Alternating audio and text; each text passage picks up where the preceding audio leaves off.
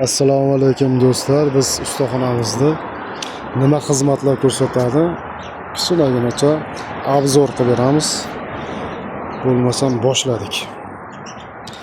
Birinchi boksimizda do'stlar avtoakim, kempen, svarka xizmatlari bor. Ikkinchi boksimizda do'stlar masl zamina yog'larda turidan bor do'stlar. Uchinchi boksimizda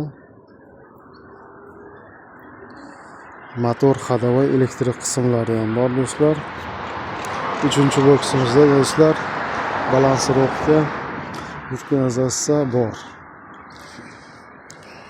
Hamma xizmatlar bor. Ishlanish yerda bitib ketadi do'stlar. Xizmat bo'lsa kelaverasizlar.